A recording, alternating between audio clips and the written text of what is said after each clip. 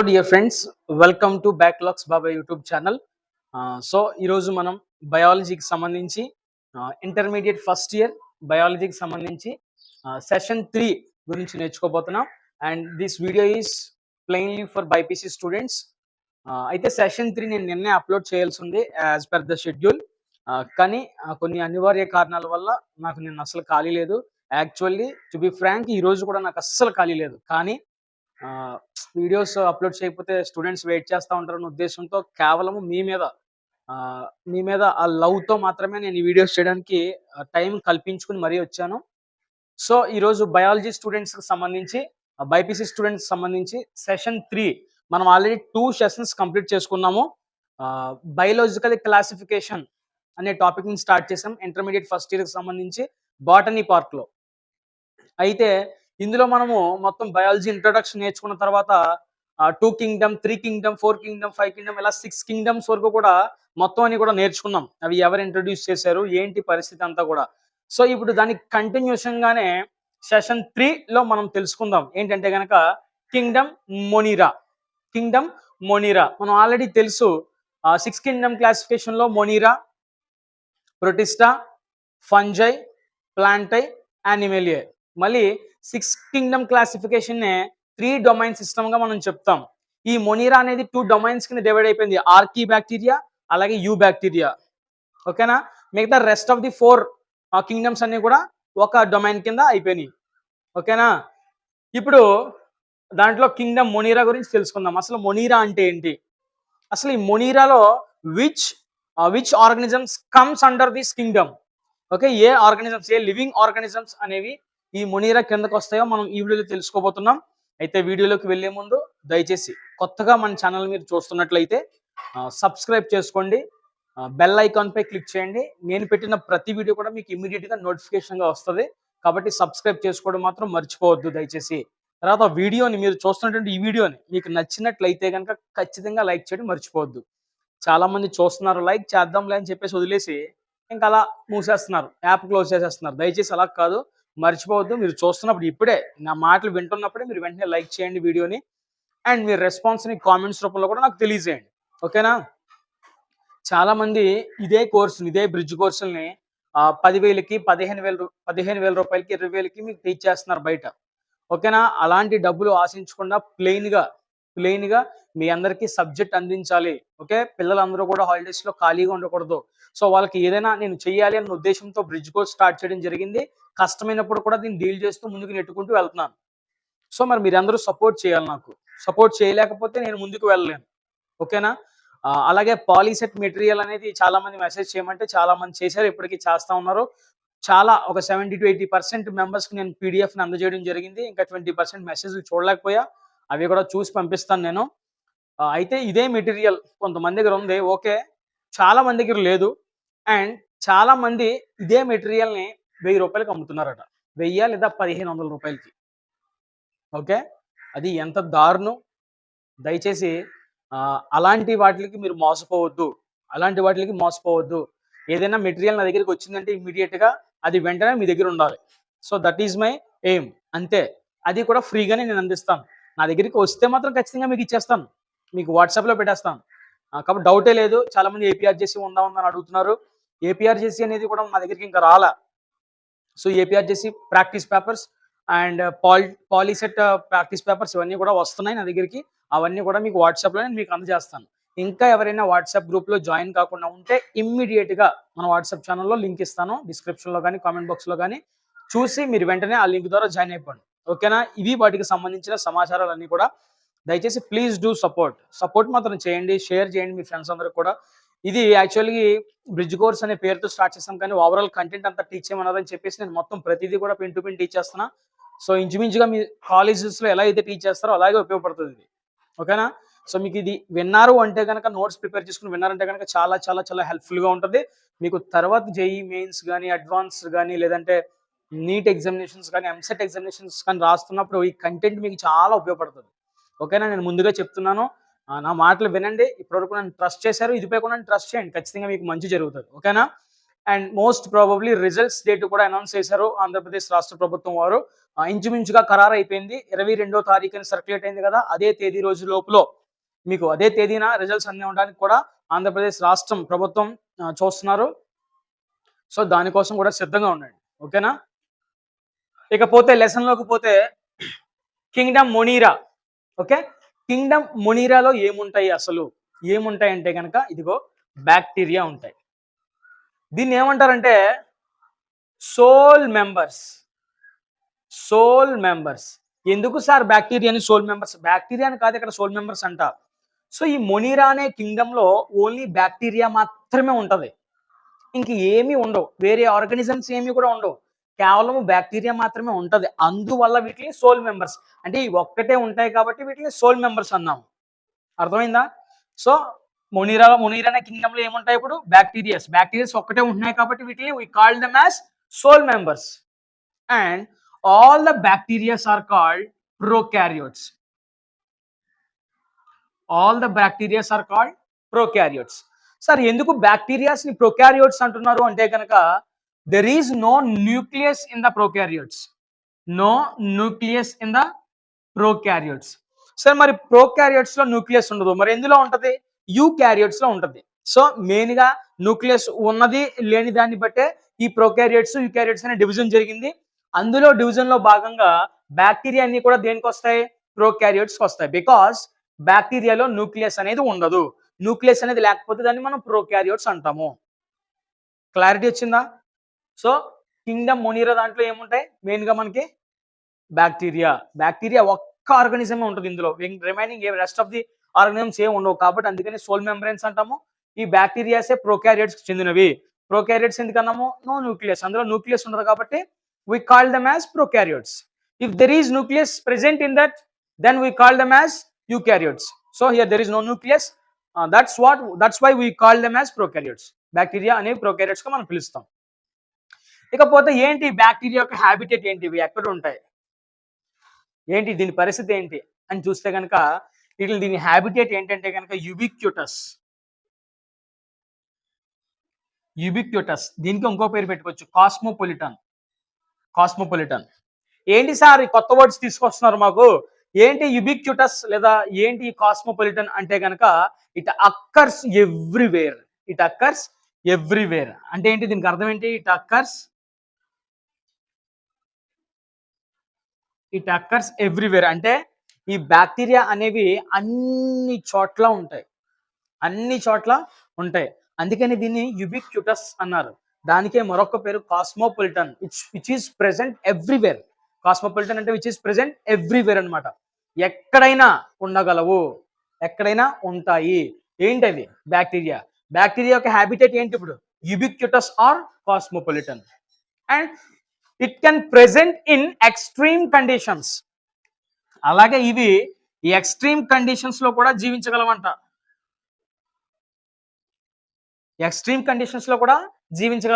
ఏంటి sir extreme conditions అంటే? Colder places లో జీవించగలవు, బాగా చల్లగా ఉన్న ప్లేసెస్ లో జీవించగలవు, హాటర్ ప్లేసెస్ లో కూడా జీవించగలవు, బాగా వేడిమిగా ఉన్న ప్రదేశాల్లో కూడా ఇవి జీవించగలవు. ఎవరు? బ్యాక్టీరియాస్. అలాగే కొన్ని బ్యాక్టీరియా సెలినిటీ ఏరియాస్ లో కూడా ఉంటాయి. Sir what is salinity areas sir? Salinity SALINITY. Salinity areas అంటే ఏంటి? సో సాల్టీ ఏరియాస్ లో కూడా ఈ బ్యాక్టీరియాస్ ఉంటాయి. అలాగే మార్సీ ఏరియాస్ లో కూడా MERSHY మార్సీ ఏరియాస్ లో కూడా ఇవి ఉంటాయి. ఏంటి సార్ మార్సీ ఏరియాస్ అంటే? ఎక్కడ అంటే సాఫ్ట్ గా ఉండే ప్లేసెస్ కానీ వెట్ ప్లేసెస్ కానీ మనము మార్సీ ఏరియాస్ అంటాం అనమాట. సో ఈ ఎక్స్ట్రీమ్ కండిషన్స్ అంటే కోల్డర్ కండిషన్స్ లో ఉండగలవు, హాటర్ కండిషన్స్ లో ఉండగలవు, సెలినిటీ ఏరియాస్ లో ఉండగలవు, మార్సీ ఏరియాస్ లో ఉండగలవు. సో అందుకని ఇవి ఎక్స్ట్రీమ్ కండిషన్స్ లో కూడా జీవించగలవు. ఎవరు? బ్యాక్టీరియా. అర్థమైంది అక్కడ వరకు? నెక్స్ట్ వచ్చేసి క్యారెక్టరిస్టిక్స్ ఆఫ్ బ్యాక్టీరియా. ఆల్రెడీ మనము కింగ్డమ్ మొనీరాలో ఏముంటాయని చెప్పుకున్నాము? బ్యాక్టీరియా అనేది ఉంటుందని చెప్పుకున్నాము. ఇప్పుడు కింగ్డమ్ మొనీరాలో బ్యాక్టీరియా ఉన్న తర్వాత దాని యొక్క హ్యాబిటేట్ ఏంటో తెలుసుకున్నాము. హ్యాబిటేట్ అంటే అది ఎక్కడ ఉంటుంది, ఏంటి పరిస్థితి అని తెలుసుకున్నాము. దాని తర్వాత characteristics of bacteria. Okay, bacteria అనేది ఎలా ఉంటుంది, ఏంటి పరిస్థితి అంటే కనుక చూడండి, బ్యాక్టీరియా అనేది యూనిసెల్యులర్ గా ఉంటుందంట. యూనిసెల్యులర్ అంటే the organism which contains single cell are called unicellular organisms. Okay, unicellular గా ఉంటదంట లేదా మల్టీ సెల్యులర్ గా ఉంటదంట. అంటే గ్రూప్ ఆఫ్ సెల్స్ ఉంటాయి, అండ్ కాలనియల్ గ్రూప్, ఇది కూడా గ్రూప్డ్ గా ఉంటాయంట. బ్యాక్టీరియా ఎలా ఉంటాయి, సింగిల్ సెల్ అయి ఉంటాయి, లేదా మల్టీ సెల్యులర్ అయి ఉంటాయి, లేదా గ్రూప్డ్ గా ఉంటాయి అనమాట. ఓకేనా? సో అది బ్యాక్టీరియా యొక్క క్యారెక్టరిస్టిక్స్. తర్వాత ఈ బ్యాక్టీరియాస్ లో ఖచ్చితంగా సెల్ వాల్ అనేది ప్రెసెంట్ అయి ఉంటది. బ్యాక్టీరియాలో సెల్ వాల్ అనేది ప్రెసెంట్ అయి ఉంటది. సో ఆ సెల్ వాల్ అనేది దేనితో తయారవుతుంది, దేనితో ప్రిపేర్ అవుతుంది అంటే, ఆ మెటీరియల్ ఏంటంటే కనుక పెప్టిడోగ్లైకాన్. ఏం పేరు? పెప్టిడోగ్లైకాన్. రాసుకోవాలి, ఇవన్నీ కూడా నోట్స్ రాసుకోవాలి, మీరు ఖచ్చితంగా చదవాలి. బ్యాక్టీరియాస్ అన్నింటికి కూడా సెల్ వాల్ ఉంటదంట. బ్యాక్టీరియాలు అన్నింటికి కూడా సెల్ వాల్ ఉంటది. ఆ సెల్ వాల్ అనేది దేంతో ప్రిపేర్ అవుద్ది? పెప్టిడోగ్లైకాన్. పెప్టిడోగ్లైకాన్. సార్ బ్యాక్టీరియాస్ అన్నింటిలో పెప్టిడోగ్లైకాన్ తో తయారైన సెల్ వాల్ ఉంటదా అంటే ఎస్, బట్ ఎక్కడ ఒక ఎక్సెప్షనల్ కండిషన్ ఉంది. Except mycoplasma. ఎక్సెప్ట్ మైకోప్లాజ్మాలో మాత్రము సెల్ వాల్ అనేది ఉండదు. Sir what is mycoplasma? Sir mycoplasma is also a bacteria. Mycoplasma అనేది కూడా బ్యాక్టీరియా. మాస్టర్ నువ్వు చెప్పావు కదా బ్యాక్టీరియాస్ అన్నింటిలో కూడా సెల్ వాల్ ఉంటుందని చెప్పేసి. సో ఉంటది ఖచ్చితంగా, కానీ ఎక్సెప్షనల్ కండిషన్, ఎక్సెప్ట్ మైకోప్లాజ్మాలో సెల్ వాల్ ఉండదు. ఇది చాలా చాలా చాలా ఇంపార్టెంట్, మీరు స్టార్ మార్క్ పెట్టుకున్నా తప్పులేదు. ఎందుకంటే ఇలాంటి ఎక్సెప్షనల్ కండిషన్స్ మనకి నీట్లోని, ఎంసెట్లోని ఎగ్జామినేషన్స్ లో ఇవ్వడానికి అవకాశం ఉండే ఏరియాస్ అనమాట ఇవన్నీ కూడా. సో మనం ఏమనుకుంటాం, బ్యాక్టీరియాలు అన్ని కూడా సెల్ వాల్ ఉంటది అని అనుకుంటాం, కానీ ఇది ఎవడో చదవడు. మైకోప్లాజ్మా అనే బ్యాక్టీరియాలో మాత్రం సెల్ వాల్ అనేది ఉండదు. ఓకే, ఇంకా దేంట్లో ఉండదు? ఆర్కీ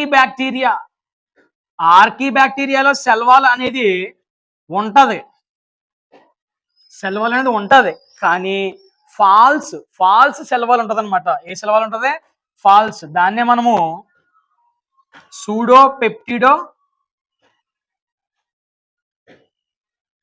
సూడోపెప్టిడోగ్లైకాన్ అంటాం. సూడోపెప్టిడోగ్లైకాన్. అర్థమైందా, అర్థం కాలేదా? ఓకేనా? ఇక్కడ జాగ్రత్తగా వినాలి మీరు. బ్యాక్టీరియాస్ అనేవి దాని యొక్క క్యారెక్టరిస్టిక్స్ ఏంటంటే కనుక యూనిసెల్యులర్ గా ఉంటాయి, కాలోనియల్ గా అంటే గ్రూప్డ్ గా ఉంటాయి, తర్వాత మల్టీ సెల్యులర్ గా ఉంటాయి. కొన్నేమో యూనిసెల్యులర్, కొన్నేమో కాలోనియల్ గా జీవిస్తాయి, కొన్నేమో మల్టీ సెల్యులర్ లో ఉంటాయి.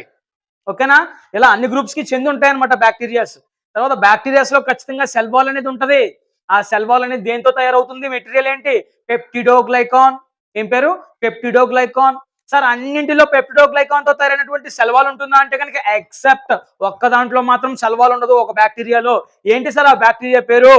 మైకోప్లాజ్మా. ఏం పేరు? మైకోప్లాజ్మా. సో ఈ మైకోప్లాజ్మాలో సెల్ వాల్ అనేది ఉండదు. ఓకేనా? నెక్స్ట్ ఆర్కియా బ్యాక్టీరియా గురించి ఎందుకు చెప్పారు సార్? మరి ఆర్కియా బ్యాక్టీరియాలో cell wall, archaea bacteria is also a bacteria. ఓకేనా? ఇది ఒక డొమైన్ కింద మనం చెప్పుకున్నాం. మొనీరా అనేది 2 డొమైన్స్ కింద డివిజన్ జరిగితే అందులో ఒకటి ఆర్కియా బ్యాక్టీరియా. ఈ ఆర్కియా బ్యాక్టీరియాలో సెల్ వాల్ అనేది ఉంటది, కానీ ఫాల్స్ సెల్ వాల్ ఉంటది. ఏంటి సార్ ఫాల్స్ సెల్ వాల్? సూడోపెప్టిడోగ్లైకాన్. ఏం పేరు? సూడోపెప్టిడోగ్లైకాన్. ఓకే సార్, దాని యొక్క క్యారెక్టరిస్టిక్స్ లో భాగంగా యూనిసెల్యులర్, కాలనియల్, మల్టీ సెల్యులర్ అని చెప్పారు. తర్వాత దాంట్లో సెల్ వాల్ ఖచ్చితంగా ఉంటుందని చెప్పి అందులో ఎక్సెప్షనల్ కేసెస్ కూడా చెప్పారు. సార్ మరి ఇంకేముంటాయి బ్యాక్టీరియాలో అంటే కనుక సెల్ ఆర్గనల్స్ ఉంటాయి. ఏముంటాయి? సెల్ ఆర్గనల్స్ కూడా ఖచ్చితంగా ఉంటాయి. సార్ ఏంటి మీరు ఒక్కొక్క సైడ్ ఏంటి ఇంకొక కొత్త వర్డ్స్ చెప్తున్నారు ఏంటి సార్? మాకు ఏం అర్థం అవుతాయి ఇవి? కంగారు పడద్దు, నేను చెప్తా అన్ని.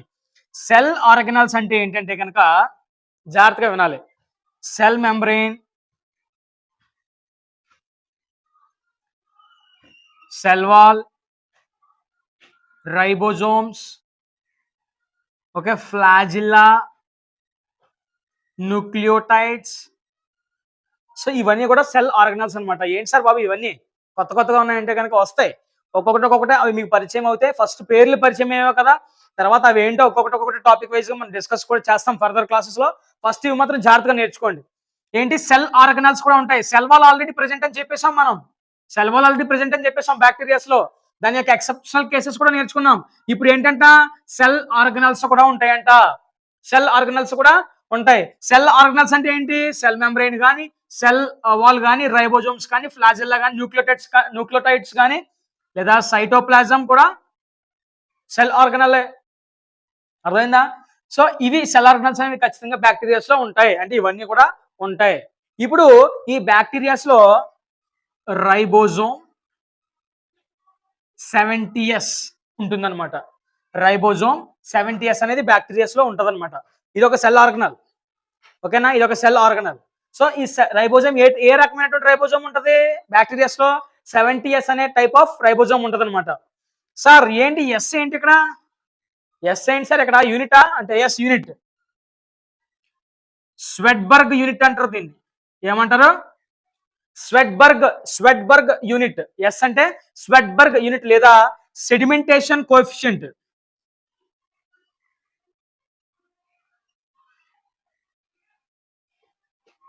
సెడిమెంటేషన్ కోఎఫిషియంట్ స్వెట్బర్గ్ యూనిట్ అని అనొచ్చు, సెడిమెంటేషన్ కోఎఫిషియంట్ అని కూడా అనొచ్చు. ఏంటి సార్ మరి ఈ బ్యాక్టీరియాస్ లో రైబోజోమ్స్ ఉంటాయి కదా, ఏంటి దీని యొక్క పరిస్థితి ఏంటి, ఏం చేస్తుంది, దీనివల్ల ఉపయోగం ఏంటంటే కనుక ఇవి ప్రోటీన్స్ ని మేకింగ్ ఆఫ్ ప్రోటీన్స్ అనమాట. దీని యొక్క పని ఏంటంటే మేకింగ్ ఆఫ్ ప్రోటీన్స్. ప్రోటీన్స్ ని ఉత్పత్తి చేస్తాయంట ఎవరు? రైబోజోమ్స్. అర్థమైంది ఇక్కడ దాకా? అర్థం కాలేదా మీకు? చెప్పాలి, అర్థమైంది అర్థం కాలేదా? సో ఇవి క్యారెక్టరిస్టిక్స్ ఆఫ్ బ్యాక్టీరియా. ఓకేనా. అలాగే సెల్ వాల్ ఓన్లీ ప్రోకారియోట్స్ లో ఉంటుందా సార్ అంటే నో, యూకారియోట్స్ లో కూడా ఉండొచ్చు. ఓకేనా, యూకారియోట్స్ లో ఉంటది, ప్రోకారియోట్స్ లో కూడా ఉంటది. ఓకేనా. ఇక్కడ చూసుకుంటే కనుక మనకి సెల్ ఆర్గనల్స్ అనేవి ఖచ్చితంగా బ్యాక్టీరియాలో ఉంటాయి. సెల్ ఆర్గనల్స్ ఇవన్నీ కూడా సెల్ ఆర్గనల్సే. ఓకే, అందులో భాగంగా రైబోజోమ్ 70s అనేది బ్యాక్టీరియాలో ఉంటుంది. ఎస్ అనేది స్వెట్బర్గ్ యూనిట్ అనొచ్చు లేదా సెడిమెంటేషన్ కోఎఫిషియంట్ అనొచ్చు. ఏంటి సార్ రైబోజోమ్స్ పని అంటే కనుక it will making the proteins ని ఇవి సింథసిస్ చేస్తాయి అనమాట. అర్థమైంది ఎక్కడ వరకు? కింగ్డమ్ మొనీరాలో భాగంగా స్ట్రక్చర్ ఆఫ్ బ్యాక్టీరియా. అసలు బ్యాక్టీరియా యొక్క స్ట్రక్చర్ ఏంటి? బ్యాక్టీరియా యొక్క స్ట్రక్చర్ ఏంటి ఒకసారి నేను చూసాను చూడండి. ఇక్కడ రఫ్ డయాగ్రామ్ వేసాను మీకోసం, జాగ్రత్తగా అబ్జర్వ్ చేయండి. నేను ఇక్కడ ఎక్స్ప్లెయిన్ చేస్తాను మీకు. చూడండి, ఇక్కడ 3 కలర్స్ ఆఫ్ లేయర్స్ ఉన్నాయి. బ్యాక్టీరియా అనేది 3 లేయర్స్ తో కప్పబడి ఉంటది. బ్యాక్టీరియా అనేది 3 లేయర్స్ తో కప్పబడి ఉంటది. It will covered with 3 layers. So the 3 layers are I drawn with different colours. Please do observe. మీరు అబ్జర్వ్ చేయండి. ఇక్కడ బ్లూ, రెడ్, బ్లాక్ కదా. ఇలా ఈ ఫస్ట్ బ్లూ కలర్ లో ఉండే ఫస్ట్ లేయర్ ని అవుటర్ లేయర్ అంటారు. ఏమంటారు? Outer layer. ఈ అవుటర్ లేయర్ పేరు వచ్చేసి గ్లైకోకెలాక్స్. ఏం పేరు? గ్లైకోకెలాక్స్. అవుటర్ లేయర్ పేరు వచ్చేసి ఏం పేరు? గ్లైకోకెలాక్స్. ఈ గ్లైకోకెలాక్స్ అనేది కొన్ని బ్యాక్టీరియాస్ లో స్మూత్ గా ఉంటది, కొన్ని బ్యాక్టీరియాస్ లో రఫ్ గా ఉంటది లేయర్. ఓకేనా. ఓకే, ఏదైతే బ్యాక్టీరియాస్ లో స్మూత్ గా ఉంటుందో ఆ స్మూత్ గా ఉండే గ్లైకోకెలాక్స్ లేయర్ ని ఏమంటామంటే కనుక స్లైమ్ లేయర్. ఏం పేరు? Slime layer. ఏదైతే బ్యాక్టీరియాస్ లో ఈ గ్లైకోకెలాక్స్ అనేది రఫ్ గా ఉంటుందో దాన్ని క్యాప్సూల్ అంటారు. ఏమంటారు? గ్లైకోకెలాక్స్ అనేది సాఫ్ట్ గా ఉంటే స్లైమ్ లేయర్, రఫ్ గా ఉంటే క్యాప్సూల్. అర్థమైందా? గ్లైకోకెలాక్స్ అంటే outer layer of the bacteria. So ఇప్పుడు మిడిల్ లేయర్ ఏంటి? జాగ్రత్తగా అబ్జర్వ్ చేయాలి. రెడ్ కలర్ లో మిడిల్ లేయర్, దాని పేరు సెల్ వాల్. ఏం పేరు? Cell wall. బ్యాక్టీరియాలో సెల్ వాల్ అనేది దేంతో మేడప్ అవుద్ది? పెప్టిడో గ్లైకాన్. ఆల్రెడీ ముందు నేర్చుకున్నాం మనం. Okay, cell wall. తర్వాత లాస్ట్ మూడో లేయర్ ఏంటి? బ్లాక్ కలర్ లో ఉన్నది సెల్ మెంబ్రేన్. సెల్ మెంబ్రేన్, దానికే మరొక పేరు ప్లాజ్మా మెంబ్రేన్. దానికే మరొక పేరు ప్లాజ్మా మెంబ్రేన్. ఓకేనా. ఇప్పుడు ఈ మూడింటిని కలిసి ఏమన్నారంటే కనుక cell cell cell envelope. Cell envelope. Cell envelope. Cell envelope అంటారు. ఎవరెవరిని కలిసి సెల్ ఎన్వలప్ అంటారు? గ్లైకోకెలాక్స్ ని, సెల్ వాల్ ని, సెల్ మెంబ్రేన్ ని. ఈ మూడింటిని కలిపి, 3 లేయర్స్ ని కలిపి సెల్ ఎన్వలప్ అని పిలుస్తారు. సెల్ ఎన్వలప్ అని పిలుస్తారు. Sir what is the use of the cell envelope అంటే కనుక it will protect the bacteria. It will protect the bacteria. ఏం చేస్తుందంటే ఇది? It will protect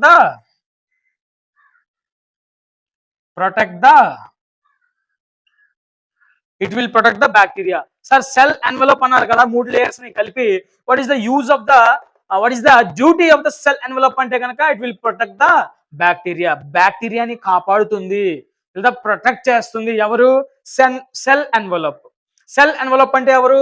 గ్లైకోకెలాక్స్, cell wall, cell membrane. What are these? These are the 3 layers of the bacteria. Okay, these are the 3 layers of the bacteria. తర్వాత ఇంకేమున్నాయి? మనం చూసుకుంటే ఒక్కొక్క part ని కూడా రౌండ్ అప్ చేసేద్దాం. జాగ్రత్త చూడండి. చూడండి ఇక్కడ ఈ బ్లాక్ కలర్ లో ఉండేది ఏంటి? Last layer cell membrane. ఈ సెల్ మెంబ్రెయిన్ లోపల నుంచి ఒక ఇన్వర్ట్స్ ప్రొజెక్షన్ వచ్చింది. ఇంకో లోపలికి పొడుచుకుంటూ ఒక ప్రొజెక్షన్ వచ్చింది. దాని పేరే మీసోజోమ్ అన్నాం. ఏమన్నాము? మీసోజోమ్. సో ఈ సెల్ మెంబ్రెయిన్ అనే లేయర్ నుంచి ప్రొజెక్ట్ అయిన ఇన్వర్ట్స్ అంటే లోపలికి ఒక ప్రొజెక్షన్ లాగా ఒక బొడుపులాగా వచ్చింది లోపలికి. దాన్నే మీసోజోమ్ అంటారు. ఏంటి సార్ ఈ మీసోజోమ్ అంటే? Respiratory enzyme. బ్యాక్టీరియాలో ఉండే రెస్పిరేటరీ ఎంజైమ్ ఏది? మీసోజోమ్. బ్యాక్టీరియాలో ఉండే రెస్పిరేటరీ ఎంజైమ్ ఏది? మీసోజోమ్. ఠీకే. నెక్స్ట్ చూడండి ఇక్కడ ఎలా ఉంది కదా బౌండ్ అయ్యి. దీని పేరు న్యూక్లియాయిడ్. ఏం పేరు? న్యూక్లియాయిడ్. ఓకే.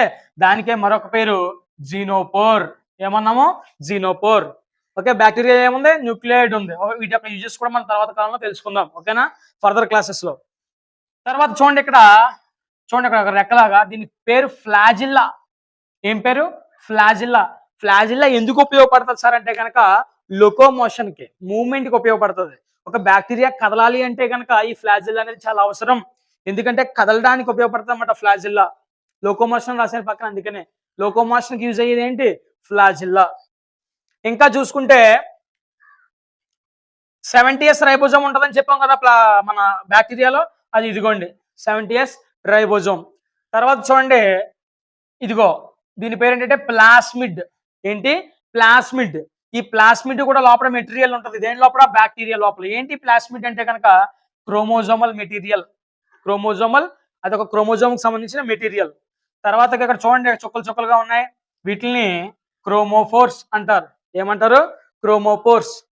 తర్వాత ఇక్కడ చూడండి అలాగా వీటిని పిల్లి. ఏమంటారు? పిల్లి. ఇది కూడా మీరు రఫ్ డయాగ్రామ్ ఖచ్చితంగా వేసుకోండి. ఒక్కొక్క పార్ట్ నేను యాసిడ్ చెప్పినట్టు వేసుకోండి. ఓకేనా? పిల్లి వల్ల ఉపయోగం ఏంటి? క్రోమోఫోర్ వల్ల ఉపయోగం ఏంటి? ప్లాస్మిడ్ వల్ల ఉపయోగం ఏంటి? జీనోపోర్ వల్ల ఉపయోగం ఏంటి? అవన్నీ కూడా తెలుసుకుందాం. ఫస్ట్ వీటి యొక్క నేమ్స్ అన్ని కూడా మీ నోటుకు వచ్చే విధంగా, ఆ పార్ట్స్ మీరు గుర్తించే విధంగా ప్రాక్టీస్ చేయండి చాలు. ఓకే. నెక్స్ట్ ఇక్కడ చుక్కలు చూడండి. ఇటు సైడ్ చుక్కలు ఏంటి? Inclusion bodies. ఏంటది? Inclusion bodies. సో ఇటు సైడ్ కూడా 3 గీతలు ఉన్నాయి. వాటిని ఫింబ్రే. ఏమంటారు? ఫింబ్రే. ఓకేనా? ఆల్మోస్ట్ అన్ని పార్ట్స్ కూడా నేను కవర్ చేశాను అనుకుంటున్నాను.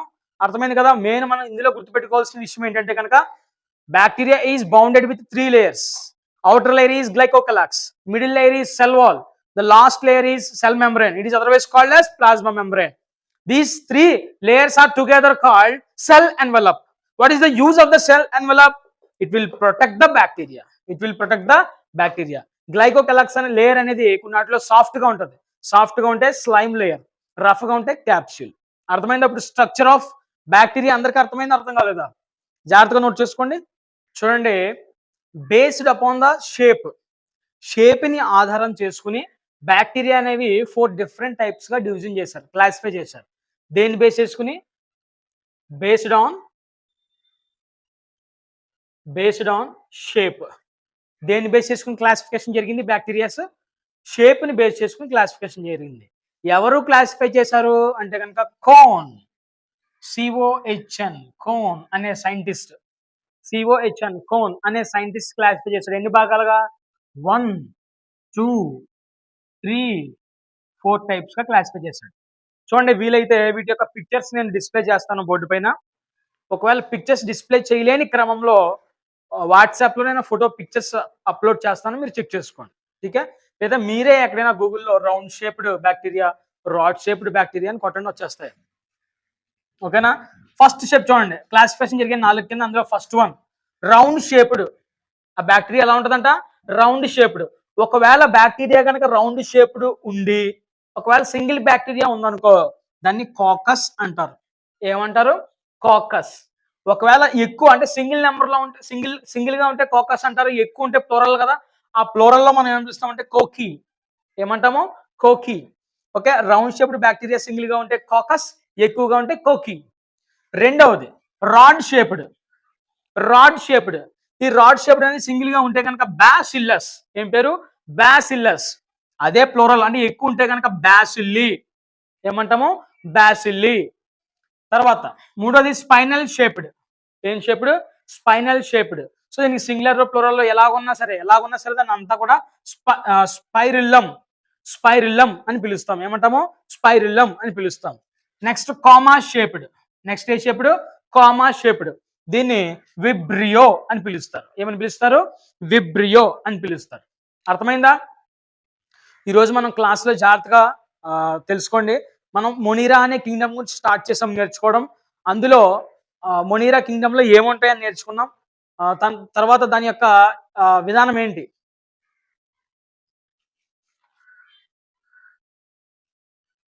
మొనీరా గురించి తెలుసుకున్నాం. తర్వాత దాని యొక్క హ్యాబిటేట్ ఏంటి తెలుసుకున్నాం. తర్వాత దాని క్యారెక్టరిస్టిక్స్ ఏంటో తెలుసుకున్నాం. ఇంకా తర్వాత పోతే బ్యాక్టీరియా యొక్క స్ట్రక్చర్ తెలుసుకున్నాం. ఆ తర్వాత టైప్స్ ఆఫ్ బ్యాక్టీరియా ఒక 4 సైడ్ హెడ్డింగ్లు ఈ సెషన్లో మనం నేర్చుకోవడం జరిగింది. తర్వాత లైఫ్ ప్రాసెస్ ఆఫ్ బ్యాక్టీరియా గురించి మనం తెలుసుకోబోతున్నాం. ఓకే, అందులో న్యూట్రిషన్, బ్యాక్టీరియాకి న్యూట్రిషన్ ఎలా జరుగుతుంది, బ్యాక్టీరియా యొక్క రెస్పిరేషన్ ఎలా జరుగుతుంది, ఎక్స్క్రిషన్ ఎలా జరుగుతుంది, రిప్రొడక్షన్ ఎలా జరుగుతుంది, ఇవన్నీ కూడా లైఫ్ ప్రాసెస్ లో నేర్చుకుంటాం. So get ready to watch the session 4 of biology. అది త్వరలోనే మీకు అప్లోడ్ చేస్తాను. రేపుగా ఎల్లుండు డే బై డే వస్తాయి. ఇకపై నుంచి మాక్సిమం కొంచెం బిజీగా ఉన్నాను, అయినప్పుడు కూడా ట్రై చేస్తాను. ఖచ్చితంగా నేను మీకు వీడియోస్ అందించడానికి ప్రయత్నం అయితే చేస్తాను.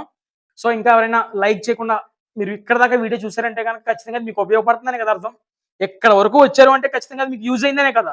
మరి లైక్ చేసేయండి ఫాస్ట్గా, ఇప్పుడే లైక్ చేయండి. ఓకేనా? లైక్ చేశారా? Thank you so much. Subscribe చేసుకోండి. మీ ఫ్రెండ్స్ అందరూ కూడా పరిచయం చేయండి. నన్ను మీరు ఇలాగే సపోర్ట్ చేస్తూ ఉండాలి. మనందరము కూడా బాగుండాలి, అందులో నేను కూడా ఉండాలని భావిస్తూ సెలవు తీసుకుంటున్నాను. Thank you for supporting.